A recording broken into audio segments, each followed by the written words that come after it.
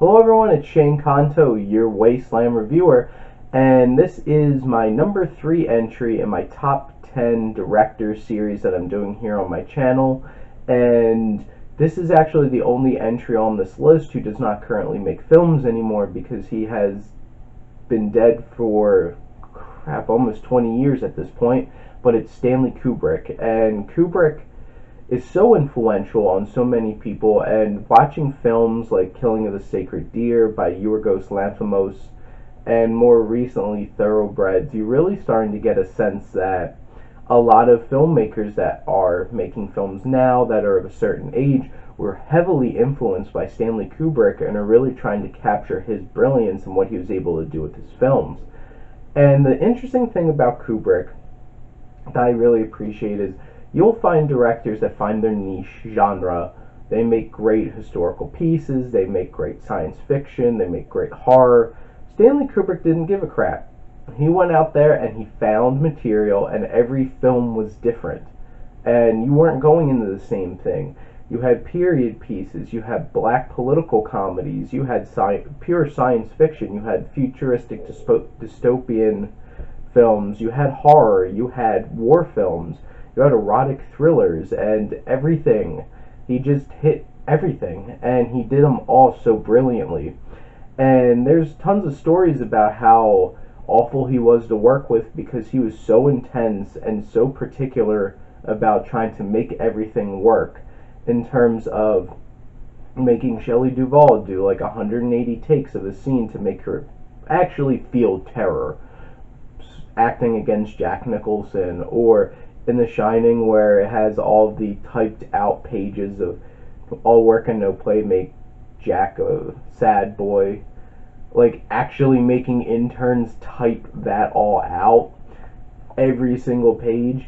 The detail is immaculate, and how precise and perfect all of his films look exactly how he wanted them to be, and eerily so. And all the technical things that you usually see in a Kubrick, the long takes, the long tracking shots that The Shining made famous for, and it's just so perfect, and everything feels so unique, and you can tell you're watching a Kubrick film, whether it's interesting music choices, whether it's the score or incorporating classical music or popular music.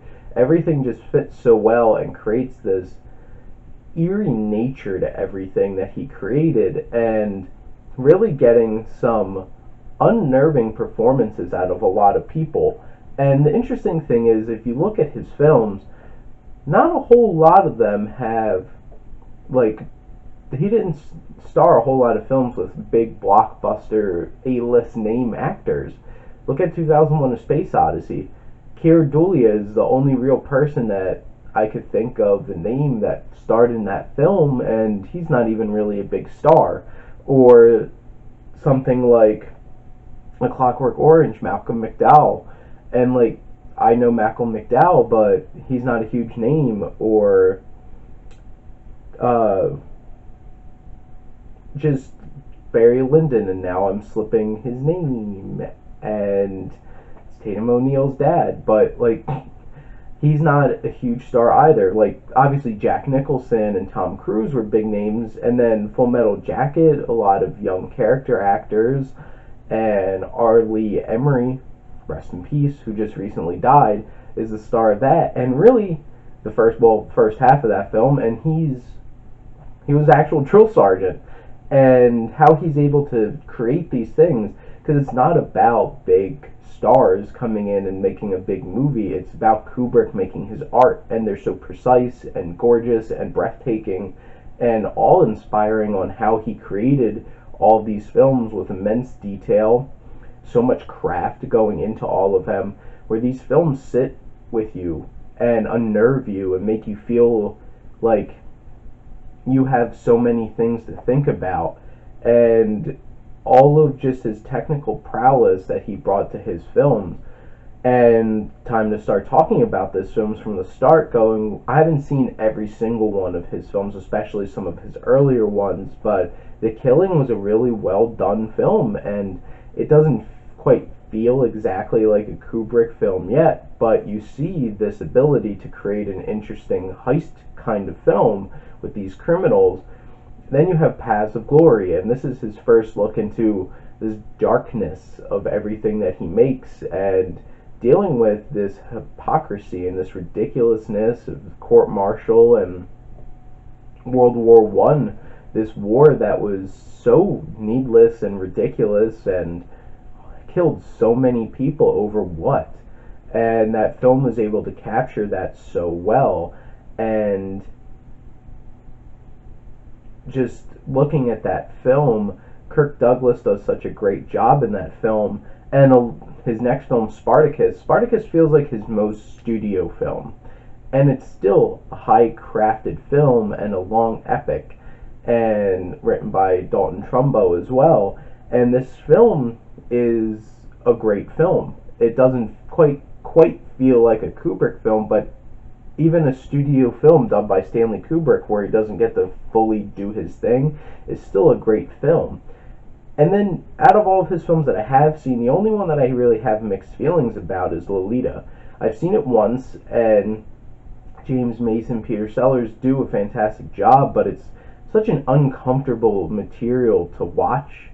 And of course, I'm sure it was to read, where it was probably a lot more graphic and like, I haven't read Lolita, but they even had to lift the age of this girl because how creepy the idea of this middle-aged man creeping on this young woman. And Kubrick didn't care. He would go about stuff, and the interesting thing is he'll take source material and just throw it completely out the window. He gets his idea, he sees his vision of that idea, and he goes with it. And I'll talk about that more when I get into The Shining especially. But the Lolita is something to check out. I need to watch it again to really get a sense how I feel about it. But now we're getting into hit after hit through the rest of his filmography, and I've seen the rest of his films, starting with Dr. Strangelove or How I Learned to Stop Worrying and Love the Bomb.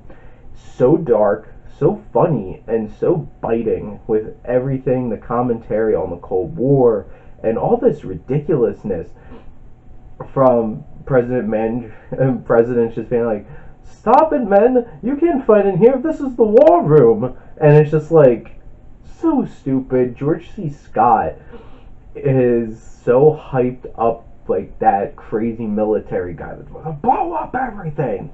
And he plays it so well. I love George C. Scott. And in terms of Peter Sellers balancing all these different characters in this, from the president to Mandrake to the British officer and Dr. Strangelove himself, where it's like, "Mein Führer, I can walk!"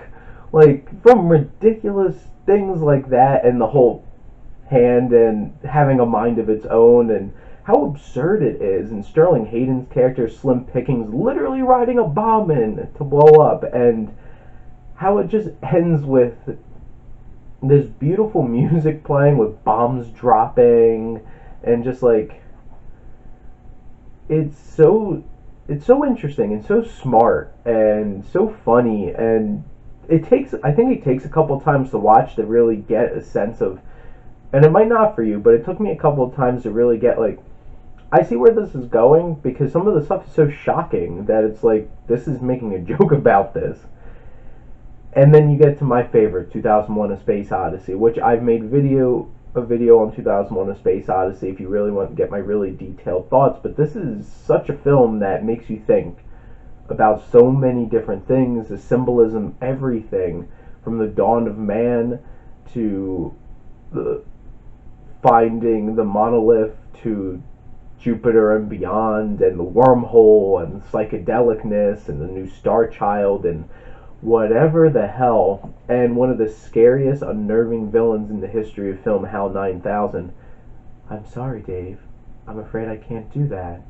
And just feeling so uncomfortable listening to such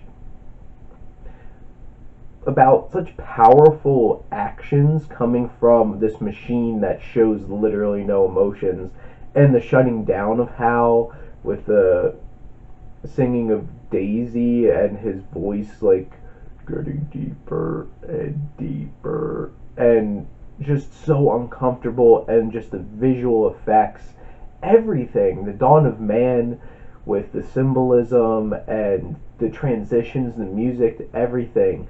Like the background on my computer at work's a monolith from 2001: A Space Odyssey, lined up with the sun during the Dawn of Man sequence.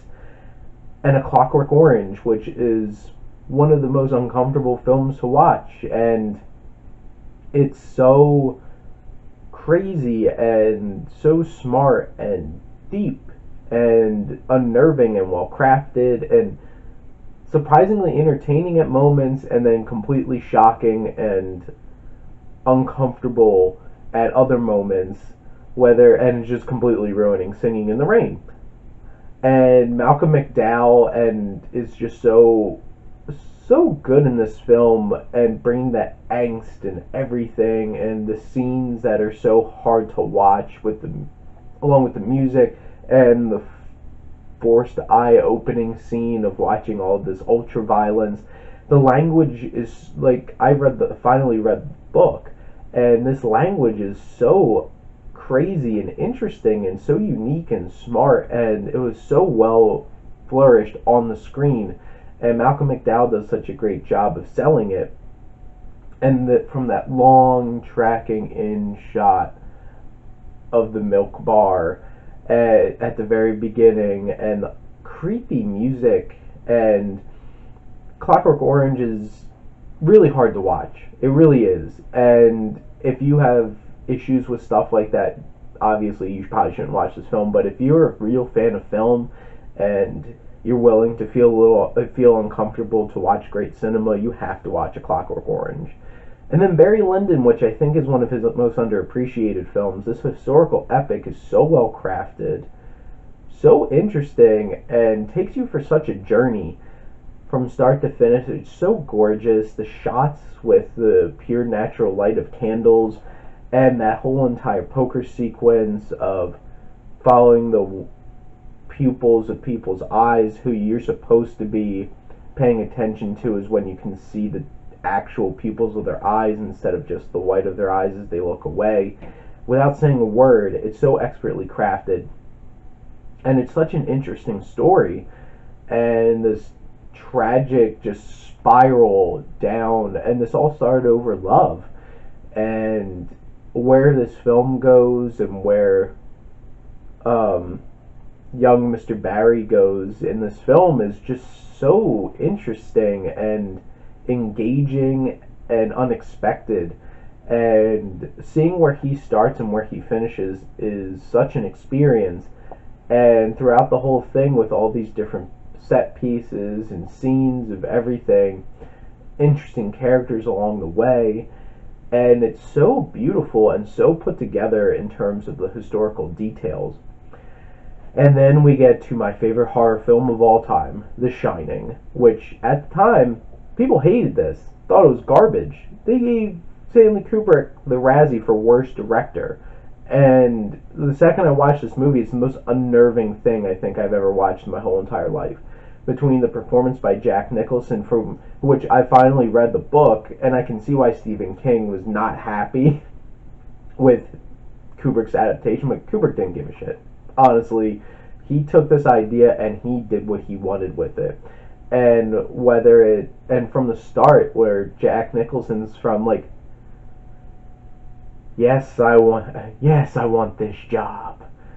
And like from the start, you could tell that he's loose, and that was the thing Stephen King didn't like, is that he's supposed to like spiral. No, you got from the start that there's something wrong here.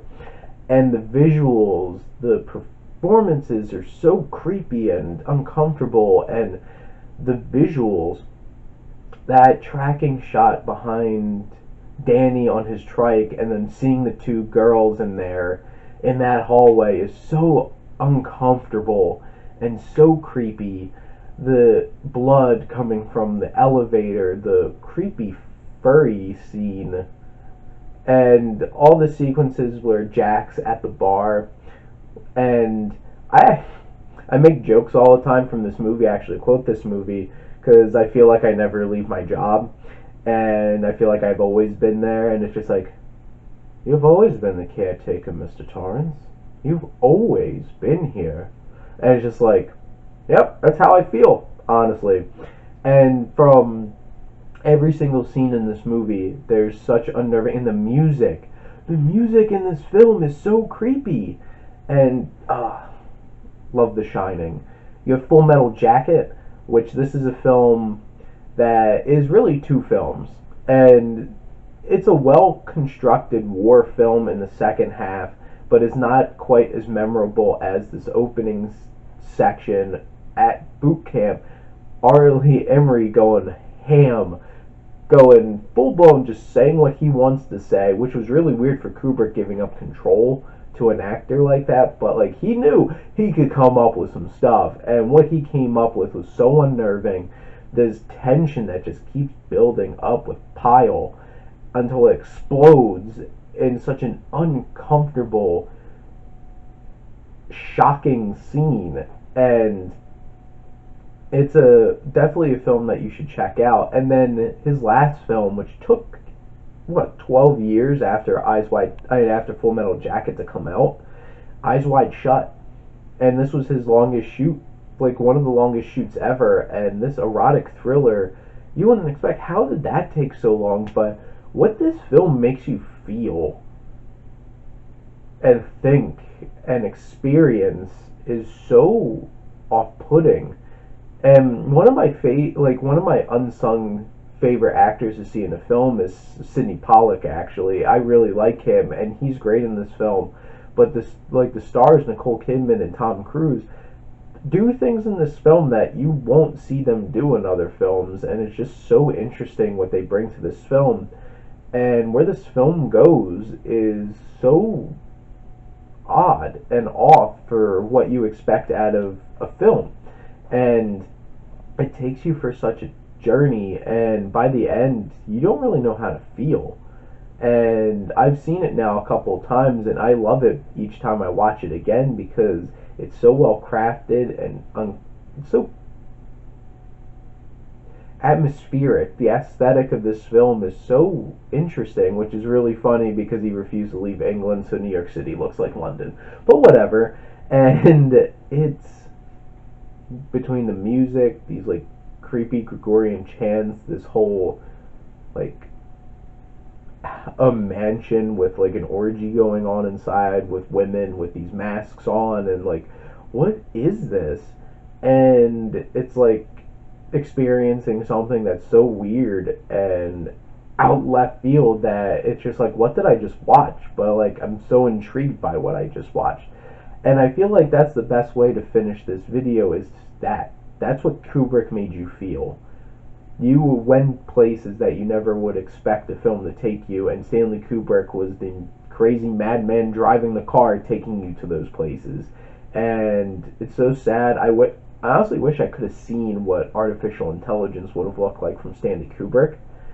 But it's still an enjoyable film from Steven Spielberg. But obviously we won't get more Kubrick films, and he will go down in history as one of the greatest directors ever.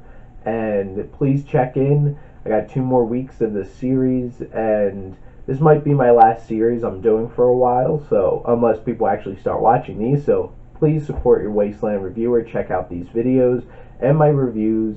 Thank you as always for your support, and see you next time.